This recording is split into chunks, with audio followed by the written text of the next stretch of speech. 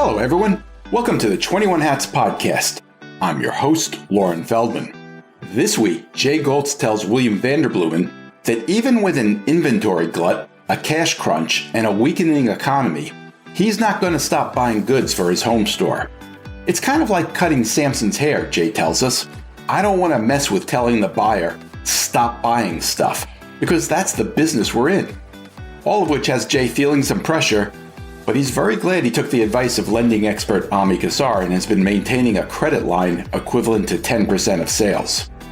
Plus, William explains how hiring can go wrong even at a staffing company, and how he managed to raise his prices without actually raising his prices. Even in good times, owning and running a business can be a lonely pursuit. Our hope is that these weekly conversations, brought to you by our principal sponsor, The Great Game of Business, will let owners know they are not alone in facing challenges. Same thing with our daily newsletter, the 21 Hats Morning Report, which Inc. magazine named the best newsletter for business owners and which you can subscribe to for free at 21hats.com, where you can also find transcripts of our podcast episodes and lots of other articles and interviews. Joining me this week on the podcast are regulars Jay Goltz, CEO of the Goltz Group, whose companies in Chicago include a picture frame business, artist frame service, and a home furnishing store, Jason Home, and William Vanderbloemen, who is CEO of Vanderbloemen Search Group, a Houston-based recruiting firm that works with churches and other faith-based organizations. The episode is titled, We're Still Buying Inventory. Welcome, Jay and William. It's great to have you here. So we're just about done with another quarter, somehow. I think you both came into this year feeling somewhat optimistic. How's this year been going for you? Well, we're recording on the day before the end of the quarter, so I'm a little reluctant to say things that might ruin the end of the quarter, but... Nah. You expecting a big day? Well, we had a lumpy business, but yeah, there are a few things that should come in today and tomorrow, but even if nothing comes in today or tomorrow, I think Q1 is better than last year's Q1 across the board. Nice. How was last year, though? Was it just because last year was slow? Or? No, last year was our record year. Good for religion. Will we finish 3% ahead of last year's first quarter or 12%? That's what I don't know, and I'll find out, in about 36 hours. Wow, that's a sizable range. Well, that's why I said I'm looking for wood to knock on. And do you think you're having a good year for reasons that are related to your own business or the labor market, the economic climate? What do you attribute it to? Well, I'm not an economist, so I don't know how to comment on, fears of what the economy may or may not do. A couple of things have happened for us that are really pretty interesting. We do searches for all kinds of organizations that are values-based, but it all started with the question, could we help churches find their pastor faster and better? Could we fix that, right? And it was a new idea for churches, and churches are not best friends with new ideas, not the most innovative organization as a whole. So just the idea of even calling a church to say, would you be interested in us helping you find your pastor? That would be anathema. And so for 15 years, I've thought, well, maybe by the time I'm done doing this in another 10, 15 years, it'll be a more normal idea. And we were getting there. It was starting to become more normal. I think, Lauren, that the pandemic actually accelerated that trend. Several things happened in the church market that got accelerated by the pandemic. Online giving was already a trend that was happening, but now it's just de facto, right? Whether or not you can have services online. It was happening, and it was going to eventually become normal for everybody, but the pandemic accelerated that, right? I didn't foresee it accelerating the trend of churches hiring a search firm, but it seems to have, because now we're much more proactive. We actually have outside sales, which we've never had. When did you start that? In August of last year. And it's gone well? Better than I ever thought it would. Now that you mention it, I think it gives a whole new meaning to the phrase, we've always done it this way. That's right. Yeah, no, that makes sense. And rightfully so. If you're a layperson, if you're looking for the person, you feel the weight of responsibility. Like, this is a holy task, and I've been asked to do this. And if I ask for help, that's like First time clients, for the longest time, I'd say, you know what? You sound like I felt the first day I went to counseling. Why am I here? I'm a little embarrassed. I don't need your help. and that's shifted and changed. And I think the pandemic accelerated that. It's too early to call it. We've only been doing outside sales for 6 months, but I really believe the biggest lid to our growth is not having more salespeople right now. There's definitely a shortage of rabbis out there. There's far less graduating than there used to be. Is it the same thing in other religions? Well, I can speak most fluently for the Protestant church in the United States. We work all over the world, but that one particular market I know better than others. And I think there isn't quite yet, but there will be. By birth rate, you've got boomers still retiring, which will probably happen for another 10 years or so. And then the group right behind them, there just aren't as many. There weren't as many babies born. And then you get to millennials and Gen Zs, and, the average age of a seminary graduate in Protestant U.S. right now is about 35 years old. It's usually a second career choice. So we don't really know yet what the millennials and Gen Zs are going to do. So I foresee it being a huge supply demand issue. There already is in student ministries and children's ministries, which are usually much younger people. But more than that, I think there's just a normalization. The concept has been proven, right? That you can hire outside help and it's not unfaithful and it works and it's worth the investment. And I think that's some of what happened. And Lauren, the other piece is not just the sales side, but actually the delivery of the service. Our COO is just doing a phenomenal job building a great team, and she's had to change a lot of people out, but she's just done a really great job. Tell us about the approach of your outside salespeople. What are they pounding the pavement? What are they doing? It's probably more like wading into the water. So as you know, from when we met, everyone at our company is required to produce content for our blog. And the sales that we've had traditionally have been people who read our blog, then attend a seminar, maybe they listen to this podcast, and eventually on our site, they get to the point where they're like, I'm filling out a form, please contact me. I'd like to talk about whether or not you could help us. So it's all inbound, right? So the way we're currently dealing with outside sales is, okay, we've got 3 pretty solid leads in Atlanta, whatever, pick a number, 5, 7, 3, whatever would justify flying a salesperson there. While you're there, go pound that pavement. So it's not purely cold. It's I'm already going there anyway for these things. Let's see what I can rustle up while I'm gone. And it's been, if I send Will out to Denver with 4 leads, he comes back with 8 contracts. It's been kind of like that. Wow. That does sound good. Yeah. I mean, and as you know, I'm not chasing meteoric growth. I mean, you've known me a long time. I think, 5 to 15% growth is really underrated these days. I think it's just such a solid compound interest to chase, and the whole, fake it till you make it. And we tripled this year, but we're not making any money. I think that's a house of cards. Well, if nothing else, it's extremely demanding to have, if you grew at 30% a year, when you add in just the natural people leaving on their own, you're going to be replacing half your staff every year. How do you do that? That's right. You hire a good search firm, Jay. Yeah.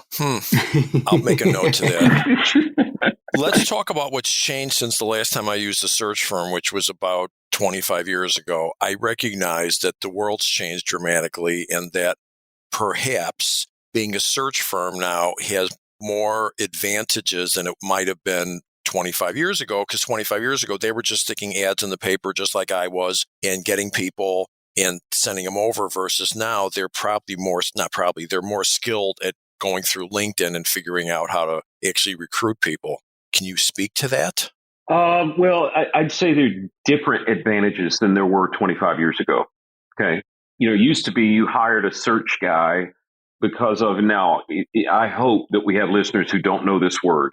Okay, my staff doesn't know this word, but you would hire a search guy because he had a great Rolodex, right? We know that word. Yeah. I have one on my desk with my day timer. You don't have to share everything, Jay. Yeah. Full disclosure, that's how we are on this show. So, that was the value. It was, I'm going to hire William because he knows people and he can go talk to him offline. I mean, like every show and movie where there's a search guy, it's always in a dark alley or a smoky room or, it's pretty clandestine and frankly unsavory. So the reality is now, unless you're dumb, everyone has the same Rolodex. It's called LinkedIn. And it's not a matter of finding people. It's finding the fit. And frankly, I think that's why we're growing. It's not because I know people they don't. It's like, no, will this fit? And if you hire this one, you're going to definitely get these things, but you don't know about these things. It's more of when I talk to people now, it's like we act more like a Sherpa. Like you're going to summit this mountain, and we've been up and down it 3,000 times, so we can tell you don't step here, do step there. Jay, here's a cleaner way to say it. We survey new clients. We have what do you think you're going to get out of this? What are your expectations? Blah, blah, blah, blah. Top expectation of a brand new client every time is you're going to bring us names we don't know. We finish the search. We say, okay, what happened in the search? What benefit do we bring? What value did we add? Da, da, da, da. Number one answer almost all the time is, wow, you managed the process and helped us understand who would fit. William, you mentioned that your COO had to make some changes in your own shop, especially given what you do. That's kind of intriguing. Was there a theme to that? Was that an issue of fit? What were you talking about there? Boy, I don't know how much I want to share publicly. Without getting into details, which I completely understand, can you tell us if you learned any, as a recruiter, did you learn any lessons from what your CEO went through? What do you take away from it? Yeah, well, our prior COO, who did a nice job for us and really did a great job steering us through the pandemic, had hired a lot of people.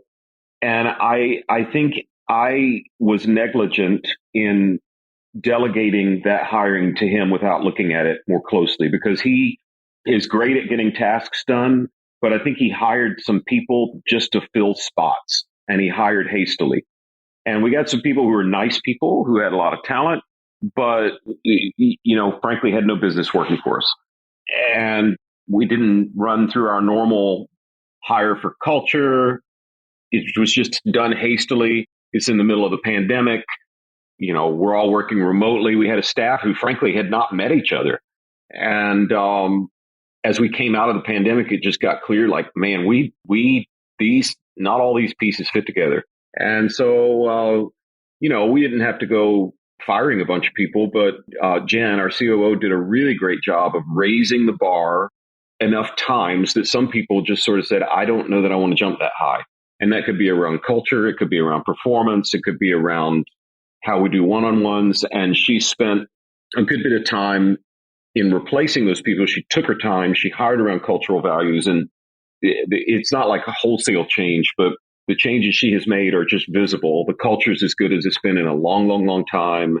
And we're still figuring it out, but she's just done a really nice job. Probably because she went to Princeton. Wow. I don't have anybody working for me that graduated from Princeton. I'm really envious. Wow. How'd you do that? Yeah, that's the funny thing. Search expert. How'd you find the great COO? Do you know this company, Lush Cosmetics? Sure. Yeah. So she ran that. Wow. For North America. Yeah. Ran the whole thing for North America, left there several years ago, started her own company, developed a sports bra that had a particular appeal that wasn't on the market, built that up until it was time to either build manufacturing plants or sell. She sold it, and she was sitting around saying, gosh, I wish I could use my education and my business sense to help build something for the church. And she lived about a mile from our office, and she found us on LinkedIn. And yeah. So she found you on LinkedIn. Yeah. Okay. Well, it makes sense. She wanted to do something for the church. So you have a little advantage over that. Yeah. But I mean, she's Chicago Business School, Princeton undergrad, run a $500 million company, lives a mile from me, and I can't find her. So much for me being the expert. She found us. Jay, what kind of year are you off to? There's no question that the market's a little soft. If I was to go back over the years and chart the stock market to sales, there's clearly a relationship. It's a little soft. I'm suffering the end of the pandemic problem, which is my guys were out there buying all kinds of cool, interesting things for my home store, and it was all tied up and couldn't get over here. And then whoosh, it's all coming in now. And I've just got a tremendous amount of inventory, and it's going to take me the rest of the year to get it back under control. But is it? You say it's still coming in? Oh, yeah. I mean, you couldn't get stuff. The supply chains have been cleaned up for a while now, haven't they? To a degree, but my buyers literally go around the world looking for cool and interesting products, and they got to fill a container. And as you know, the containers, they were tied up. And I'm not saying it's happening today, but like just a few months ago, the stuff started coming in, and I just have a tremendous amount of inventory, and I got a ton of money tied up in it, and it's going to take me the rest of the year to work down. But to make anyone feel better who's got a cash crunch, even after 45 years, it still is a problem. And I'm going to work through it as I always have. But it's still, I can tell you, it weighs on you subconsciously. It just weighs on you. And I'm not afraid of bank debt. And I've had bank debt for many years. But using up big lines is just wears on you a little bit. Lines of credit?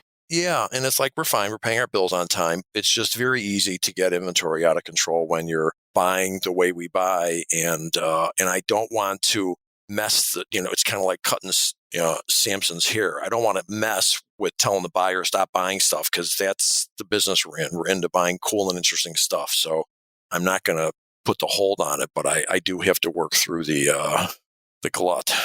And I would also tell you that the pandemic definitely wore on people, and you can still see small signs of it here and there, that it's been a difficult few years on everybody.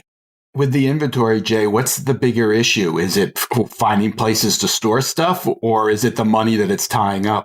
Well, I'm lucky in that my kid he does development, and he buys buildings, and then he either eventually bulldozes them and puts up a new thing, or he converts it. So my son has a couple of empty buildings that I was able to stick stuff in. But without that, I would have definitely had a problem with storage. It's both. It's where do you put the stuff? Jason Home has gotten to be a pretty big business. It's very easy to have a lot of money tied up in inventory. And it's not like I'm in the, ice cream business where you just order your gallons of ice cream and you have X amount in the back. I've just got a lot of interesting, cool stuff that they bought on a bunch of trips, and it comes in and it takes a while to cycle through it. Is there something looking back that you could have done differently, or was this just the inevitable? That's an interesting question. No. I mean, I have my son here now who comes in and says, the inventory's high and blah, blah, blah, blah, blah. And I said, yeah, I'm well aware of it. I sat down and I said, here's what our cost of goods sold is. Here's how much volume we should do this year. And I showed him, if we just use up 30%, if 30% of what we sell comes out of inventory, it's going to right itself. But going through this, I realized my son's been here for a year and a half. I've been doing this for 45 years. It's going to take some time before he gets his sea legs, because it's not like this is the first time I've been through something like this. And from the outside observer, you think you can turn some dial and fix it. And it's just not that simple. Like I said, the last thing I would do is go to my buyers and say, okay, everyone, stop buying for the next few months. It doesn't work like that. I mean, there's shows, there's places they go to, they're yearly.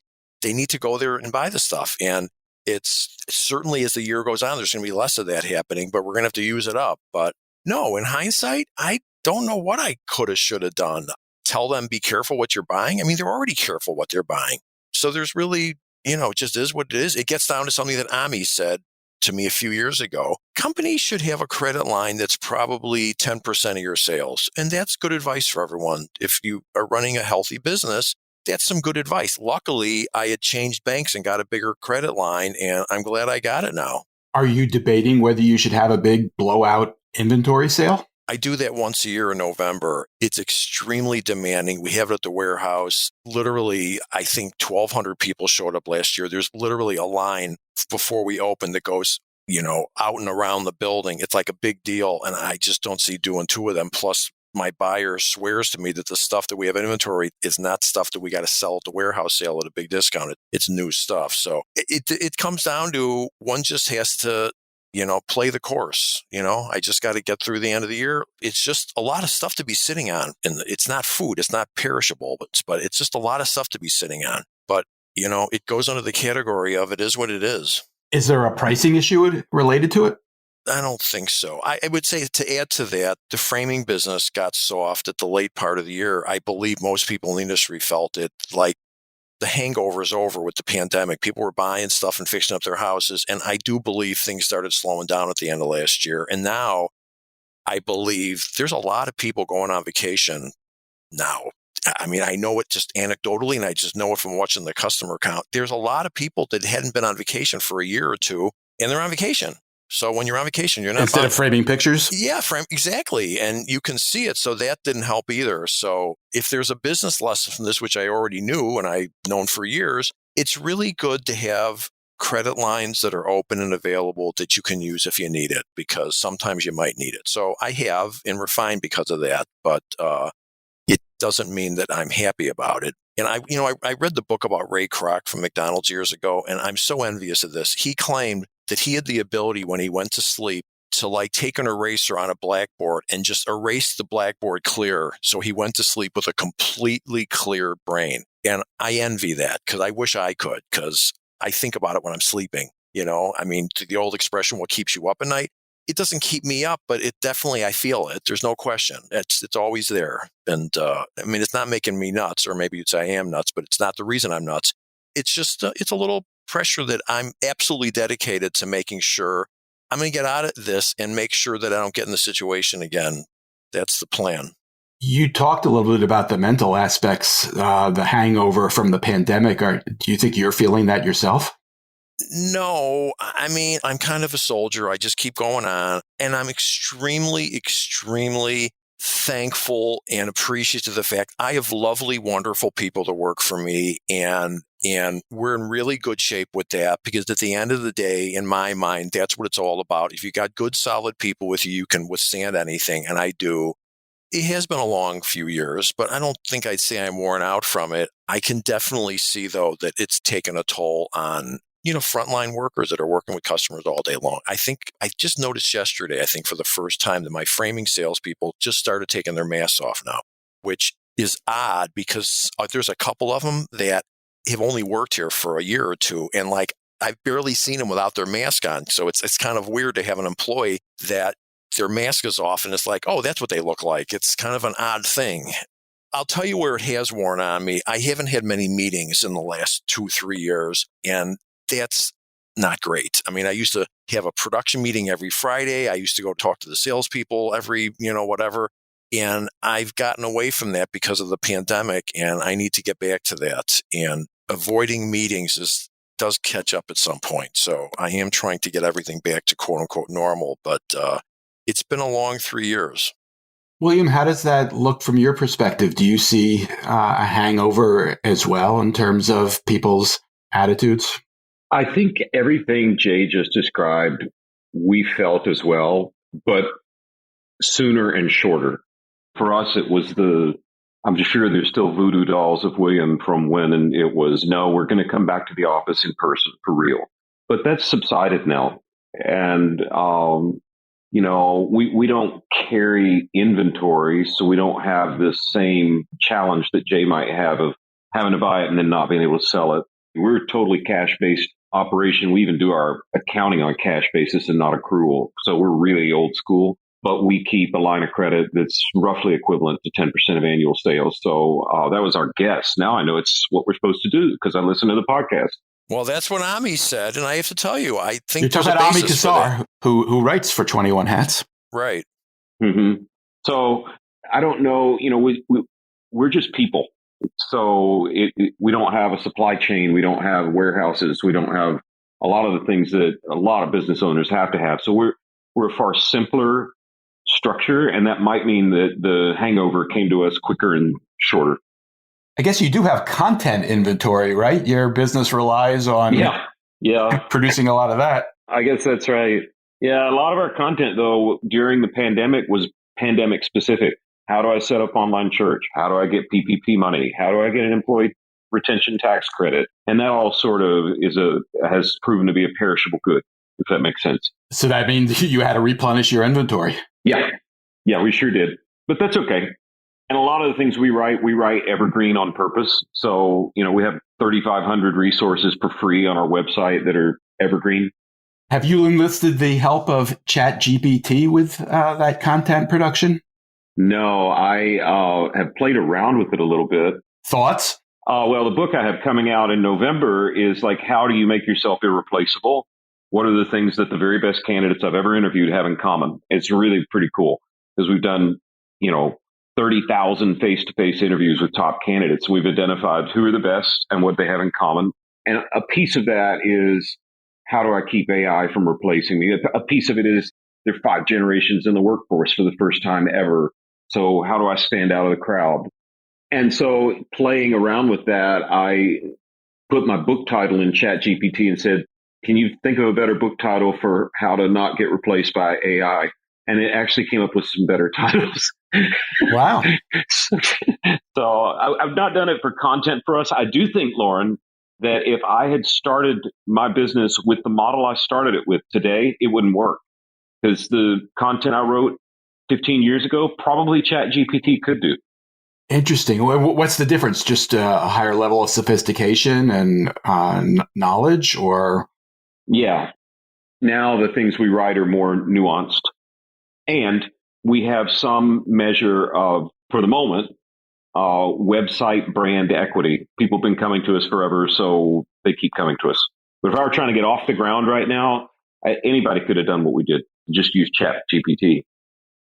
I'll tell you a good thing that happened that was just kind of a surprise. We had a little coffee and donut thing, and I was talking to some new people that were here. And one of them interviewed at a much bigger company 4 or 5 times. They got offered a job, and they took the job here instead. And the other person said, oh, yeah, I was also offered a job. And I feel good that our corporate culture is such that there's people that want to work here that don't want to work at the big soulless corporation and want to feel like they're making a difference.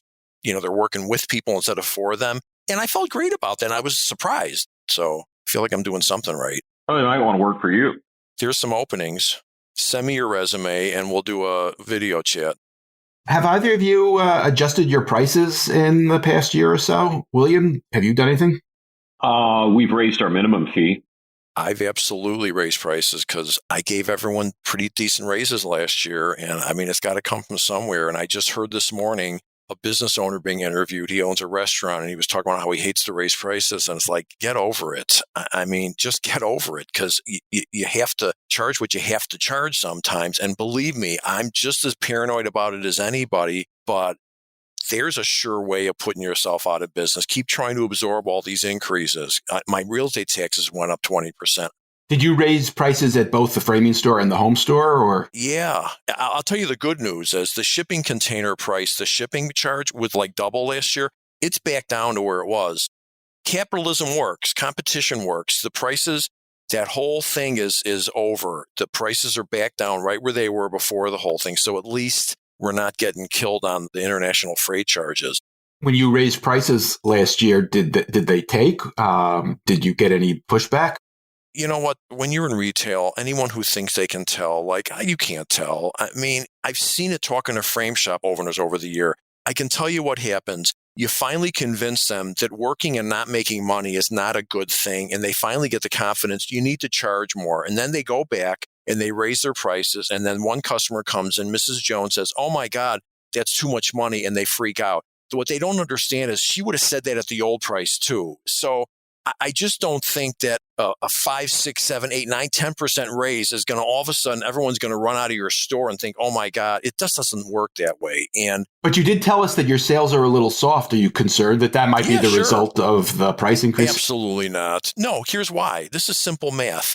If you raise your prices, let's say 8%, you'd have to lose 8% of your business for your sales to go down. I just don't think that you're going to lose 8% of your business. So no, I can tell you that is not at all what I'm thinking when business is soft. That never crosses my mind. But I certainly can identify and appreciate that people are worried about raising their prices. But you got to charge what you got to charge at the end of the day.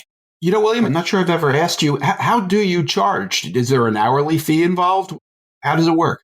Well, the vast majority of our search work, we have a few ancillary side services, but search is our primary economic engine. And the vast majority of those searches are a retainer that's derived as a percentage of the first year's salary. So I guess you could say we raised our prices because everybody's salaries went up. Interesting. So you get to raise prices without raising prices in a way.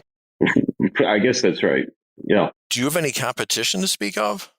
You know, in our little world, there are a few, what do they say, imitation's the highest form of flattery.